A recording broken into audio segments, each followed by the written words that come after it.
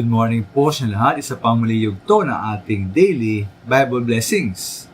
Pamagat po ng ating aralin ngayong umaga ay kasinungalingan at paninira sa kapwa. Kasinungalingan at paninira sa kapwa. Tayo naman po ay nagkakasala hindi lamang sa ating ginagawa, kundi sa atin din sinasabi. Halimbawa po rito ay sabi ko sa Kawikaan 10:18, sabi po roon, ang nagtatanim ng puot ay puno ng kasinungalingan. Ang naninira sa kanyang kapwa, isang taong mangmang.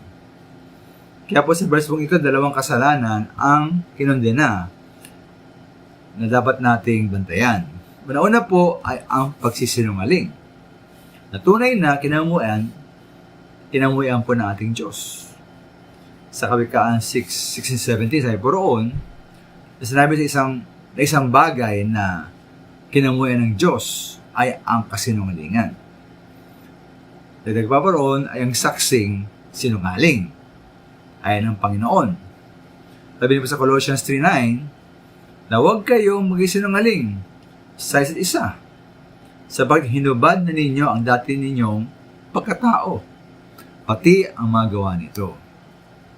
Ang tunay pong Kristiyano, talagang tunay tayong Kristiyano, ay hindi dapat mga sinungaling.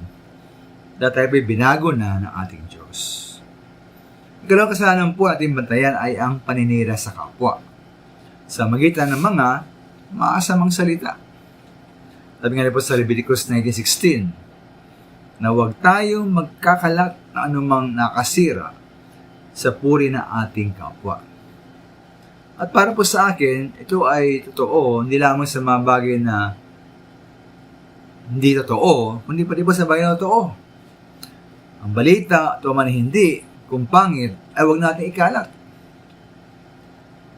Dahil po ito nakasira po sa ating kapwa. Ngayon po, ano ba tayo sa sarili, no? Matanong sa mga sarili. Nais ba ninyong ipagkalat na ibang tao ang mga pangit at nakakahiyang mga bagay sa inyong buhay na totoo naman? Kaya po ating gawin sa ibang ating gawin ng iba sa atin.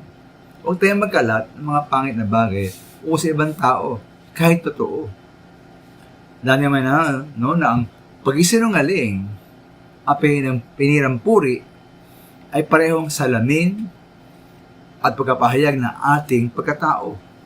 Kung sino tayo. Ang sa Kawikaan 10:18, ang may puot sa kapwa ay nag-isinungaling. At ang ninira naman sa kanyang kapwa ay pawang mangmang. Kaya po naway maging maayos lagi ang ating isip, damdamin, kalooban, at pagkatao. Pang maging maayos din mga minamahal, lagi ang ating panalita. Maraming salamat po.